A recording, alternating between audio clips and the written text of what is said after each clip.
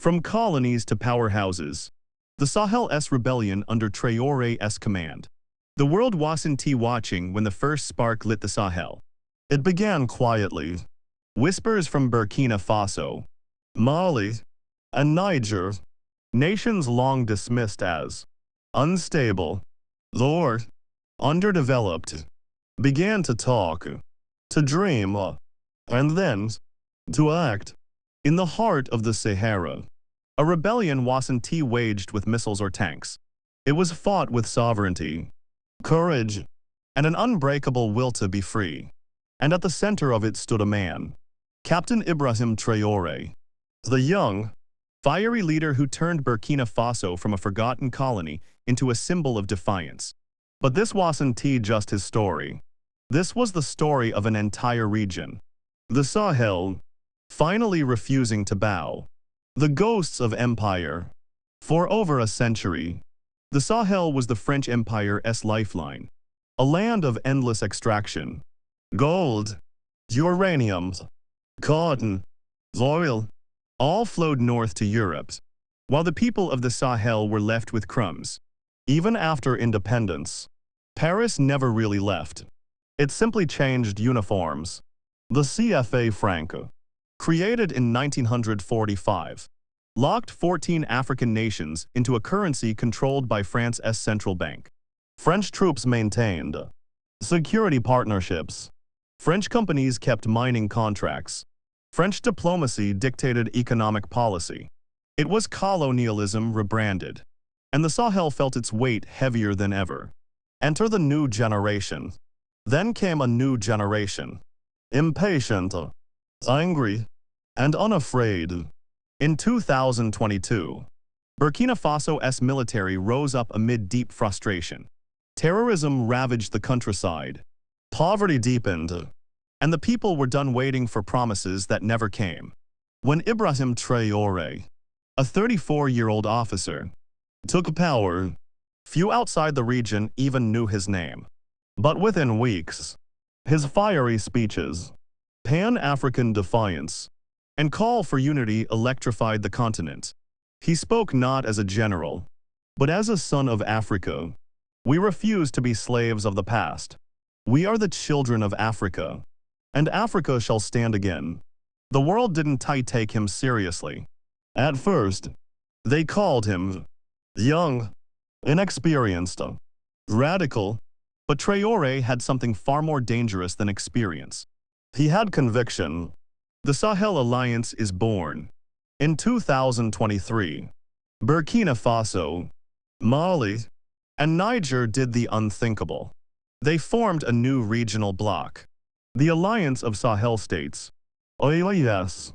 Their goal, mutual defense, joint sovereignty, and economic independence. Each had overthrown pro-French governments. Each had expelled foreign troops. Each was ready to rewrite the rules. They rejected the French military presence, denounced the CFA franc, and turned instead toward Russia, China, Turkey, and the African continent itself for cooperation. For the first time since the colonial era, the Sahel was no longer dictated to. It was dictating its own future. And that sent shockwaves through Western capitals. France's fall from grace.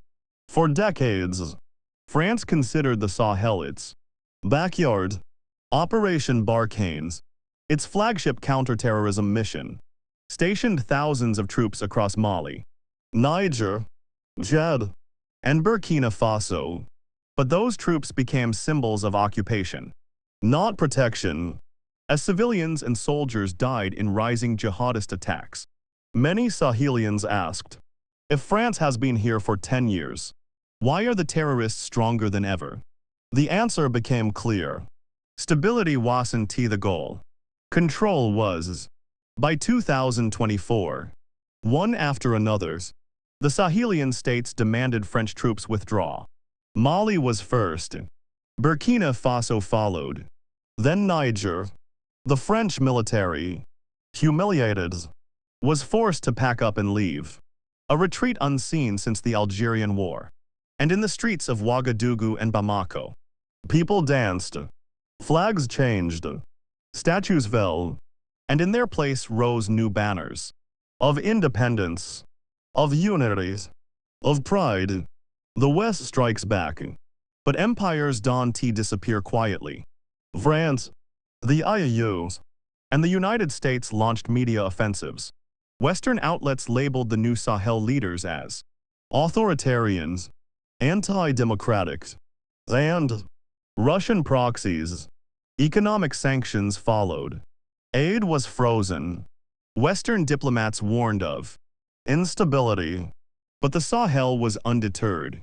Traoré and his allies saw through the game. The same nations that plundered Africa for centuries were now lecturing it on democracy. They talk of democracy, Traoré said, but their democracy is the freedom to exploit. Ours is the freedom to exist. In response, the OES began talks on a shared currency, joint military command, and a unified industrial policy, steps that could shatter the last remnants of neo-colonial control. What was once a scattered rebellion had become a coordinated revolution. The resource war. Behind the political drama lies the real story. Resources. The Sahel holds enormous untapped wealth.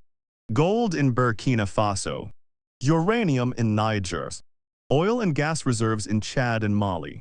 For decades, Western corporations controlled extraction, paying pennies while exporting billions. But now, contracts are being reviewed. National companies are being formed. Deals are being struck with Russia, China, and fellow African states. On African terms, this is what truly terrifies Paris and Washington. Not the coups, not the rhetoric, but the possibility that Africa could finally profit from its own resources. Global repercussions. The Sahel Rebellion isn't just a regional event. It's a signal flare to the entire global South. Across Africa, Latin America, and Asia, nations are watching as small, poor, landlocked countries stand up to centuries of dominance. The West calls it instability. The global South calls it self-determination. And as the Sahel tightens its alliance, its influence spreads.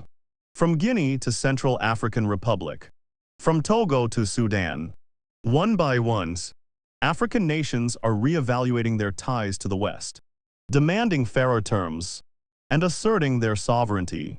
The world orders, built on Africa's submission, is trembling. Traoré's gamble. But revolutions come with a price. Burkina Faso faces insurgent attacks, economic strain, and diplomatic isolation. Mali continues to fight militants across vast deserts. Niger's uranium exports have plummeted since its rupture with France. The Sahel's rebellion has inspired millions, but it also risks being crushed by global pressure. That's the paradox Traoré faces. How to turn independence into development, and idealism into survival. He has called for Pan-African solidarity, resource nationalization, and military unities. Yet critics argue he is consolidating power and silencing dissent. But in his mind, this isn't tyranny. It is necessity. We are in a war for existence. He said, a soft voice will not save us. Whether he is remembered as a liberator or a strongman will depend on what comes next. The turning point. As 2025 unfolds, the Sahel stands at a crossroads. France's influence has collapsed, but the void it left is perilous. The region must now prove it can govern itself, not as a pawn in global power games, but as a unified bloc that delivers security, prosperity, and dignity. The OES is planning joint energy projects, border protection forces, and an economic council aimed at breaking dependence on Western loans. It's a monumental challenge, but the symbolism is powerful.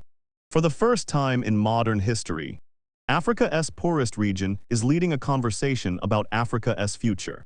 And the world is finally paying attention. The new frontline of global politics. The Sahel's rebellion isn't just a local uprising. It's the frontline of a new Cold War. The U.S. and France fear losing Africa to Russia and China. Russia sees opportunity in defiance. China sees markets and minerals. But Africa, led by voices like Traoré, is trying to see something else. Itself. That's the real revolution. Please help us reach 1,000 subscribers. Please like and subscribe. A mental ones. A continental awakening that says, we are not the world's resource base. We are the world's future.